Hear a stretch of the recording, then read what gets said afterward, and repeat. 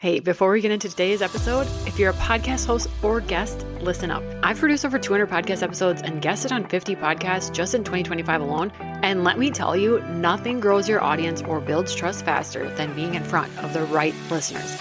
That's why I created my podcast tour offer. I'll help you map out your topics, strategize your message, and find you the most aligned podcasts and audiences to get you and your business in front of. So if you've ever thought, I just wish more eyes were on my work, this is your sign. Let's get you on a podcast tour. You can find all the details in the show notes. Just look for podcast tour. Now let's dive into today's episode. All right, this is going to be a fun one. I have Natalie Bernacchi on. She's a retention and revenue strategist with over 15 years of experience scaling companies. And now she helps six-figure founders stop chasing new clients and start monetizing the ones that they already have. She believes that we already have money in our business. We already have clients in our business. And I can't wait to dive into this because I think this is something that a lot of entrepreneurs, solopreneurs, business owners really rack their brains over. And so I'm excited for us to dive in and talk about the CEO she became when she stopped selling so hard. And I think that's a feeling that we all want to have. So welcome to the show. Thank you so much, Candace. It's so great to be here. I know Natalie for a little bit now virtually, and I was on her podcast many months ago at this point. So I'm excited to have her on sharing her expertise here. I know that you've kind of scrapped your business model and you're really building it around retention and recurring revenue. So do you want to just share a little bit about that story? I left the corporate world about 2 years ago. And the entrepreneur listening knows that there's quite an evolution when you first become an entrepreneur, because it is quite different than working in corporate. But when I left my corporate role to start my own business, it was really with the same goal that I have now with my new business, which is helping female founders have a business that not only lights them up, but also generates revenue, and that you can have both and you don't have to pick between one or the other. But yeah, when I was leaving corporate, I was in a phase in my life where I was really needing a powerful mindset. And so I was heavily leaning into that. I got certified in mindset coaching, and that's what I was helping my clients with at the time. And I still love it. I still completely believe that you need a strong mindset. And also at the same time, my zone of genius is what I was doing in my corporate world for over 15 years, which was customer success. And that is essentially everything that happens after a client signs up, scaling startups to these corporate companies. Essentially, I was working with startups that were pre-seed all the way to 50 million ARR. And once they got to that level, it just didn't feel like it was for me anymore. I really love that startup world, that like scrappiness, a lot of why I'm in entrepreneurship today. But what I saw in a lot of the communities that I was in my own community of female founders, was that none of the founders were using the systems or anything post-sale that these companies that were scaling to 50 million and beyond in their own businesses. And I realized that's my zone of genius. That's what I have experience, and that's what I'm really skilled in. And that's what I could really help founders with and make a true impact with helping them scaling their businesses. So that's what I do now. I help founders set up their systems that are post-sale, everything from like onboarding, a client experience, renewals, retention, upsells, referral programs. That is all in the customer success world. Yeah. Love that. I think our first focus, obviously, like you said, in the startups and the scrappiness is like, make the sale, make another sale, make another sale. And then you forget about that other piece that's really important too. So I think coming from corporate, there's got to be some things that you maybe had to unlearn. So talk to me about that with sales and growth and some of those things that you had to unlearn to be able to build the way you build now. What's interesting, when I left corporate, I think I fell for the typical trap that a lot of us do, which is that sell, focus on getting the sale. And I understand that because number one, I lived it, but also that's what we're taught. And that's what we believe is going to move the needle, getting those first few sales. And actually, I was sort of at the point when I left corporate, was very burned out from that whole life. And it really wasn't the customer success function itself. It was more just, I had been really in the grind of that corporate world for so long, I needed to take a step back, take a break. So what I did wrong was not implement any of my own expertise into my own business. And I fell for the sell, hustle, build, get out there, when really, if I would have just implemented what I had known all along, I would be a lot farther along, a lot faster in my journey. So I just want to make sure I'm now helping other entrepreneurs not have to stay in their, journey of this hustle and this sale. Because what happens is if you're focusing all your time on sales and all your time on marketing, while those are very valuable, of course, you need new clients, you need to market and have visibility. If you're just leaking out all of your existing clients through the back end, if they're not renewing, if they're not re-signing, if they're not moving up the path, if they're not referring clients to you, then there is no business. All of the businesses that are built to many millions of dollars and then sold, companies that have large exits, they all have a very strong retention percentage and a very strong client base. And that's why companies buy them, because they see that this is something that can run for years and years without the founder in it. It was a lesson that I learned. And as soon as I started implementing those systems that I was an expert in essentially into my business, that's when things really shifted. I wonder how many businesses are built and born on the fact that we messed up and then we want to help speed it up for other people. Because I know a few years ago when I started guesting on podcasts just for fun and excitement, I made all the common mistakes, all of the things. And now that's like part of what I teach them. Like, don't do this because it doesn't work. So on that kind of topic, like staying in that permanent selling mode, you talked about, it's not just your time and energy, but how does it affect the way you show up and make decisions as well in a business? It's really interesting. I think that also just in an entrepreneurial journey itself, like you have to learn how to get really good at having boundaries and having like lens that you run your decisions through. And so when I first started as an entrepreneur, I was sort of like a chicken with my head cut off. First of all, I was used to this very structured environment of like a corporate world with, policies and teams and structure and all of these things. And then as soon as I started my own business, I was like, wow, I'm free. I can do whatever I want. And then it was like, wait, I actually do need the structure here. So that was one thing. And so I do run all of my decisions through 3 different, decision criteria. And those were things that I had to build over time to learn like, no, actually, if I want to protect my time, my energy, and why I built this business in the first place, which is to have freedom, more time with my kids, then it has to go through these 3 things. Number 1, does this idea or this decision that I'm making in my business, does it actually generate revenue? And is it genuinely profitable? Because if it's not, then that has to be, that every single yes that I say is a no to something else. And that no is usually to my kids. The second is whether if it costs me time more than it returns. And then the third is whether I genuinely enjoy doing it. And if I don't, in business, there are things that we sometimes have to do as owners that we don't genuinely love, but is it worth my time and energy at the stage of the business I'm in? So it's those 3 things. And if something can't clear those, then it's a no. And then I put it on I have a parking lot list in my project management tool that I use, and I'll put the idea there. And 9 times out of 10, those parking lot things, like a month later, I'm like, why was I even thinking I should do that?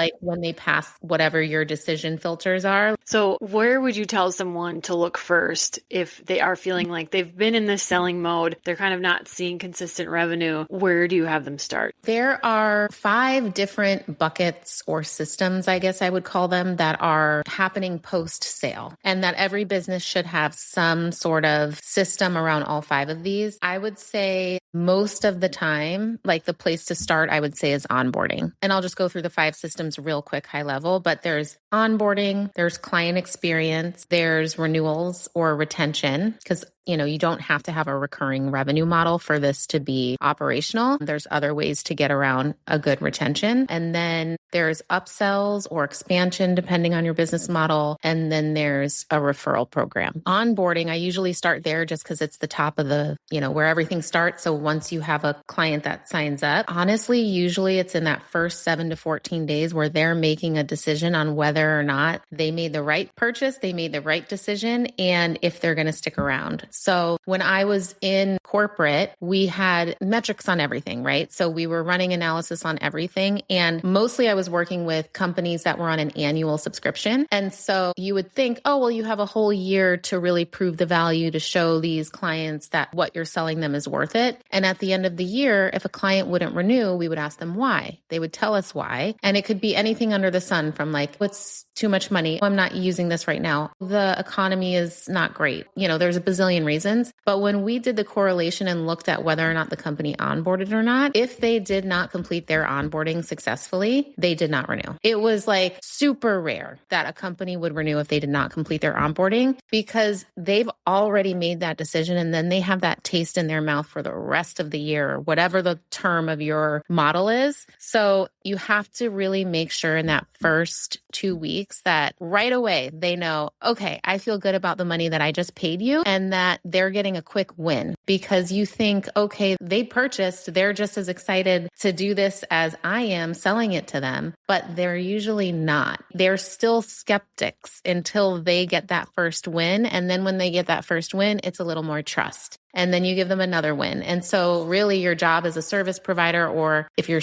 selling a product, it's to make sure they're getting that first win and that they're able to trust. That's interesting that that's so high of a correlation with the onboarding process. So what would you say is the biggest revenue leak that you see inside of a female-led businesses? Where do you think most founders are missing the leak that they have? It varies by industry and by type of business model. I think the lowest hanging fruit that I see often is in onboarding, because a lot of times, what we're told essentially, especially in online services, is, okay, you just set up an automation and they get an email and they get the second email with logistics and everything like that. And while that's important, it's not going to, convert like a client, like I said, where they need to see that win and they have to be really excited and essentially sold on that they made the right decision, because that sale is still happening after the sale, essentially. Another place that I see oftentimes go wrong is during the renewal process. And I can't tell you how many coaches I've personally worked with, or how many service providers I've personally worked with, where I'm getting asked about the renewal on my last call, or I'm getting told what they have planned for me or suggesting what I should do next on the last call or the last week. And by that time, I've already made a decision on the next thing, if I'm going to be spending that budget elsewhere or whatnot. So my recommendation is always starting the renewal conversation much earlier than you think. When I was in corporate,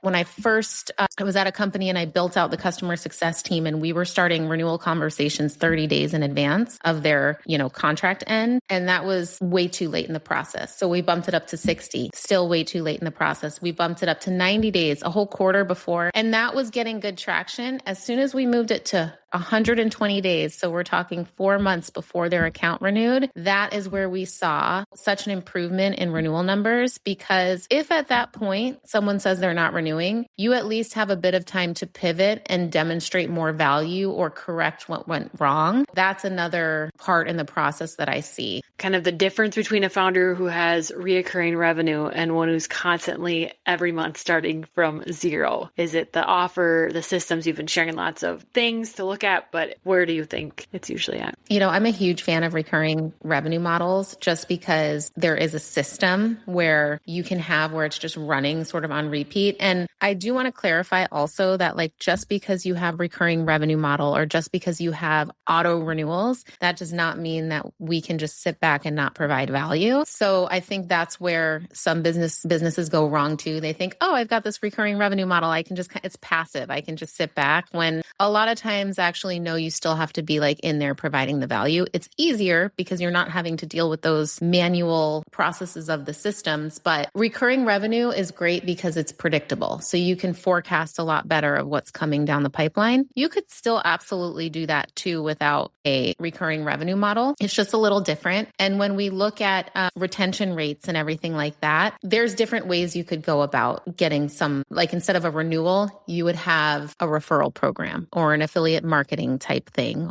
So there's other ways to make sure that the goal of any business should be any one client you get means you're actually getting 5 clients with that, because whether that client's going to renew on some sort of recurring revenue model, or that client's going to refer you to other people, or that client's going to speak about you on whatever their platform is, or to their friends or family, whether they're going to leave you a testimonial or a review of your product or service. So that's usually the metric is I like to go off. You should look at every client as if it's 5 clients. And so how do you get that 5 clients out of them? And that is through systems, whether that's they're going to renew and their lifetime value is going to equate to 5 clients, or they're going to refer you out. Do you have a referral program, like an online program that you like best? It again varies by like the model you have. So if you have a membership, a lot of the platforms today have them built in. So like School has one built in. I personally use Circle for my community and they have one built in. And if you don't have a community or an online platform, regardless of whatever your model is, I would say you always just want to make it as easy as possible for your clients to sell you, because you cannot expect your client to speak about your services and know your business as well as you do. Think of giving them easy,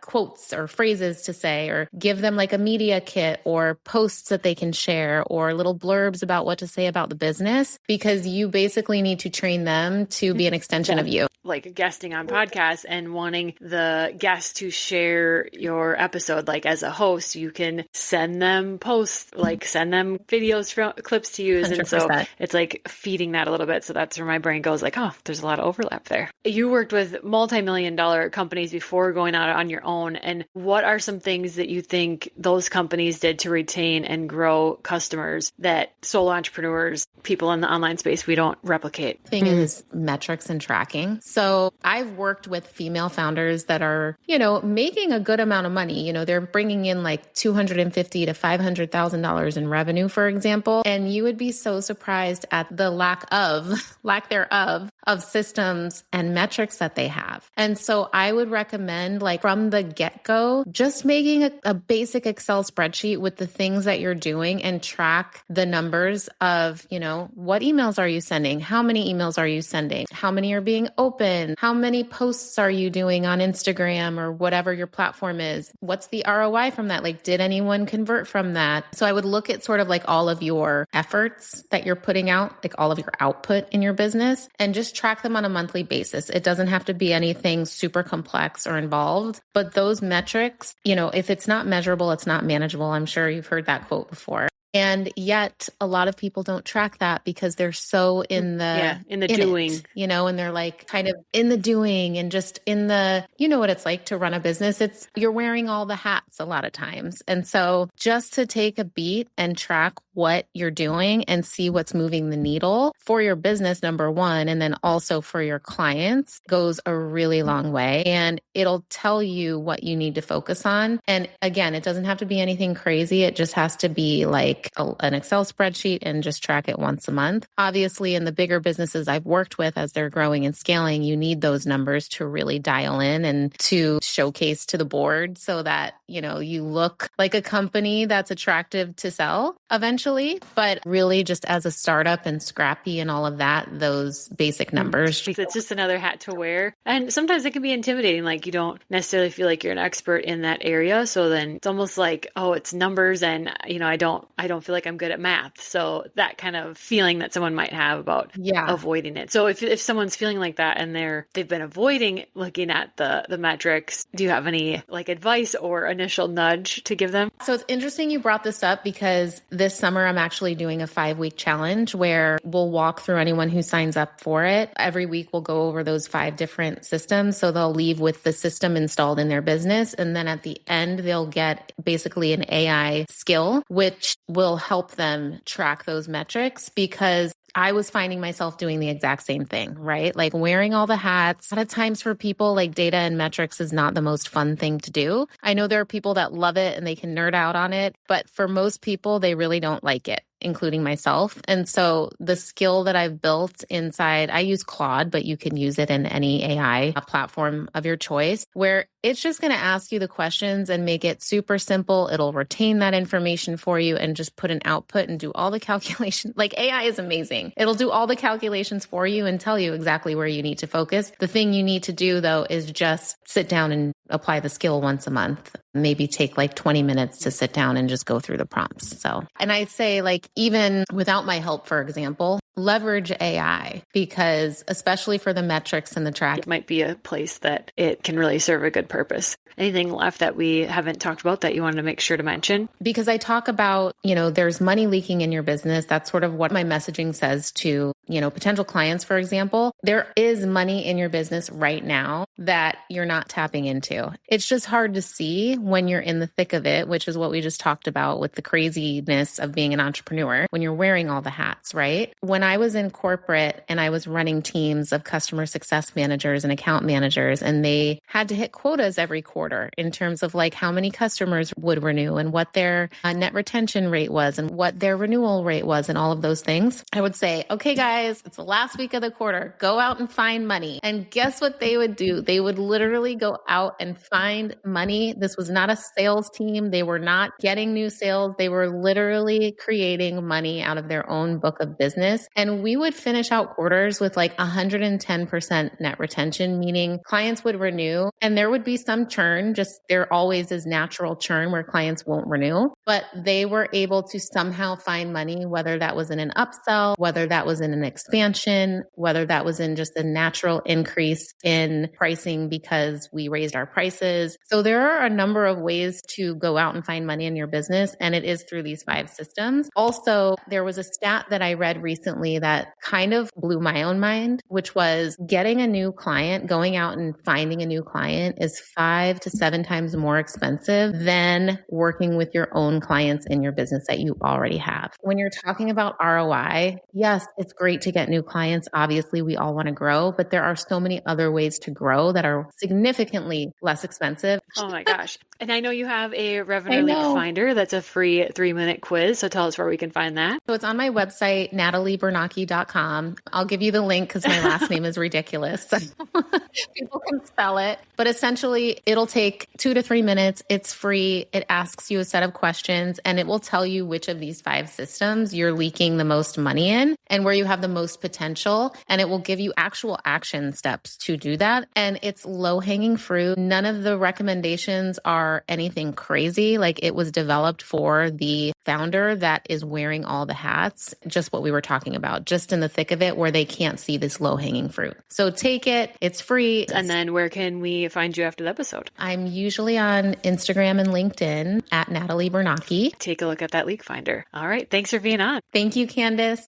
Hey, before you go, if you've ever wished podcast guesting or hosting felt a little easier, you're going to love this. I started a free podcast matchmaking community where hosts and guests can actually connect, swap shows, and find aligned conversations without all the cold pitching and chaos. It's totally free, it's super fun, and it's growing every day. So whether you're looking to grow your audience, get in front of the right people, or just finally get your message out there, come join us. You can find the link in the show notes to join the community.